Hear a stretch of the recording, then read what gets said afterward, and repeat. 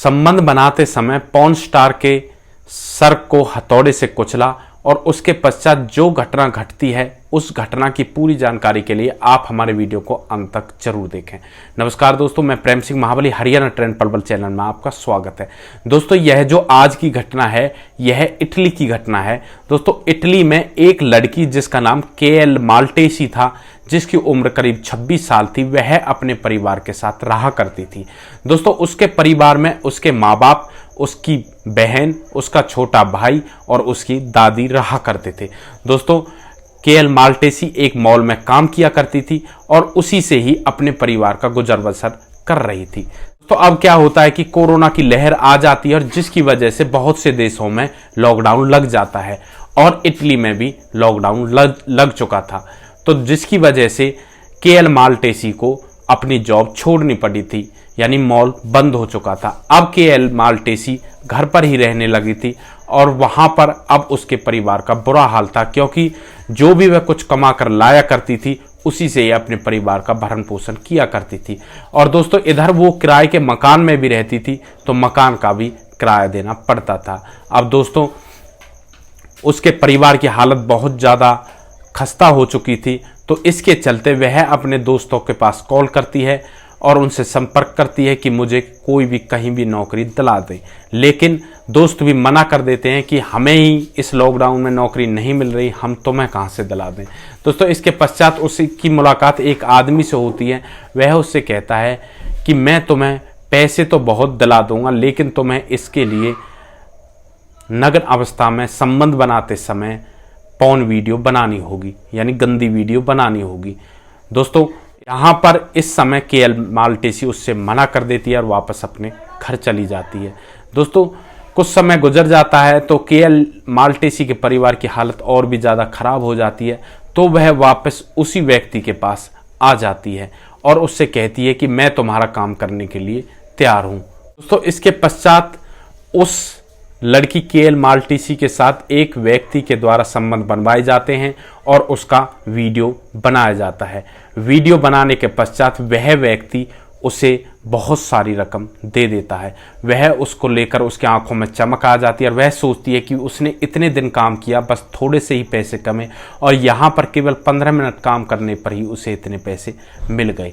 उसके पास ऐसे ऑफर बार बार आने लगे और वह बड़ी बड़ी पार्टियों में जाने लगी और उसके पास अब पैसों की कोई कमी नहीं रही थी। उसके पास बहुत सारे पैसे हो चुके थे। वह बड़ी बड़ी पार्टियों में जाती थी और जो पार्टी ऑर्गेनाइजर होते थे वे उसे पार्टी में बुलाते थे। इस तरह से उसे बार बार ऑफर मिलते रहते थे। तो इसी तरह से उसे उसी पार्टी ऑर्गेनाइजर के द्वारा एक ऑफर मिलता है, जिसमें वह उससे कहता है कि मेरे बाहर से कुछ आदमी आ रहे हैं, उनके सामने तुम्हें डांस करना पड़ेगा और उनके साथ शारीरिक संबंध बनाने पड़ेंगे। इसके लिए तुम्हें अच्छी खासी रकम मिल जाएगी। दोस्तों, केएल माल्टेसी उस व्यक्ति से कहते हैं कि हाँ ठीक है, तुम मुझे डेट और टाइम फिक्स कर दो, मैं उसी समय आ जाऊंगी। दोस्तों, डेट और टाइम फिक्स कर दिया जाता है और करीब 3-4 महीने के बाद की डेट दी जाती है।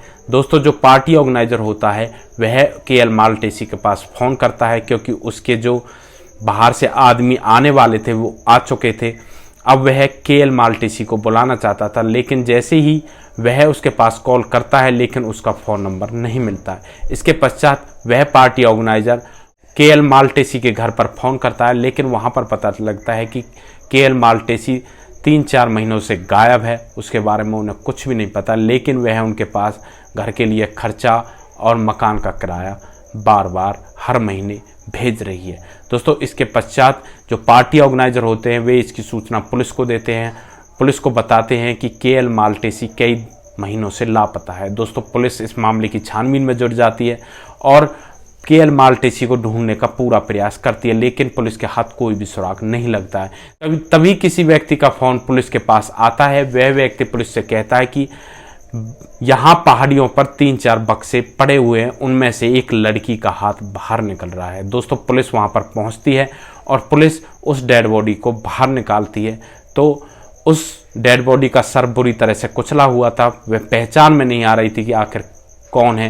दोस्तों, इसके पश्चात पुलिस उसकी पहचान के लिए उसका फ़ोटो खींचकर उसे सोशल मीडिया पर शेयर कर देती है, लेकिन दोस्तों पुलिस को कोई भी सबूत नहीं मिलता है। तभी पुलिस के पास एक व्यक्ति का फ़ोन आता है और वह व्यक्ति कहता है कि यह टैटू जो इसके हाथ पर बना हुआ है केएल माल्टेसी के हाथ पर बना हुआ है।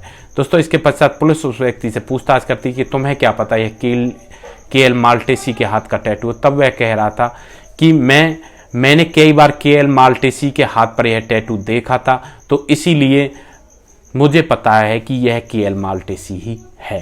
दोस्तों इसके पश्चात पुलिस उस केएल माल्टेसी के घर पर जाती है और पुलिस केएल माल्टेसी के घर वालों से कहती है कि क्या तुम्हें पता है तुम्हारी बेटी की मौत हो गई है। दोस्तों जैसे ही घर वाले यह बात बस सुनते हैं तो उनके पैरों तले जमीन खिसक जाते हैं, पूरे घर में मातम पसर जाता है। दोस्तों इसके पश्चात उसके घर वाले कहते हैं कि यह हर महीने तो खर्चा भेजा करती थी। इधर पुलिस का माथा ठनक जाता है कि यह खर्चा कैसे भेजा करती थी, और पुलिस इधर उधर बारीकी से छानबीन में जुट जाती है। तभी पुलिस को पता लगता है कि उनके ही घर का एक आदमी जिसका नाम डेविड था, जिसके साथ वह संबंध बनाकर वीडियो शूट किया करती थी, पुलिस को उस पर शक होता है और पुलिस उसे अरेस्ट कर लेती है। अरेस्ट करने के पश्चात पुलिस सीधा सवाल उससे यह करती है कि तुमने केएल माल्टेसी को क्यों मारा। दोस्तों वह आदमी डर जाता है और डर के मारे पुलिस के सामने सारी सच्चाई बयां कर देता है। दोस्तों वह पुलिस को बता देता है कि हमारी शूटिंग चल रही थी और शूटिंग में यह होना था कि शारीरिक संबंध बनाते समय केएल माल्टेसी के सर पर काला कपड़ा डाल दिया जाएगा और उसके सर पर हथौड़े से धीरे से वार किया जाएगा। तब वह आदमी बता रहा है कि संबंध बनाते समय मेरे हाथ से हथौड़ा तेज लग गया और जिसकी वजह से केएल माल्टेसी की सर से खून निकलने लगा और उसकी वजह से उसकी मौत हो गई। अब मैं घबरा जाता हूं और उसकी लाश को ठिकाने लगाने के लिए सोच लेता हूं, तो इसके चलते मैं उसकी डेड बॉडी के टुकड़े करके उन्हें कुछ बक्सों में भरकर बाहर पहाड़ी पर फेंक आता हूं। दोस्तों पुलिस उस व्यक्ति को अरेस्ट कर लेती है और उस पर हत्या का मुकदमा दर्ज किया जाता है और उसे जेल भेज दिया जाता है। दोस्तों इस घटना के बारे में आप क्या कहना चाहते हो? यहाँ पर उस व्यक्ति को क्या सजा मिलनी चाहिए, कैसी सजा मिलनी चाहिए, आपकी जो भी राय है आप कमेंट बॉक्स में हमें दे सकते हैं। तो इस तरह के वीडियो का उद्देश्य किसी को परेशान करना नहीं था, किसी का दिल दुखाना नहीं था, बस आपको सतर्क करना था, सावधान करना था कि ऐसी घटना होने से पहले ही आप सावधान हो सके। दोस्तों नेक्स्ट वीडियो में एक ऐसी सच्ची घटना के साथ आपके सामने फिर से हाजिर होंगे। तब तक के लिए आप सुरक्षित रहें, सावधान रहें, रिश्तों की अहमियत को समझें, परिवार का ध्यान रखें, बच्चों का ध्यान रखें। जय हिंद, वंदे मातरम।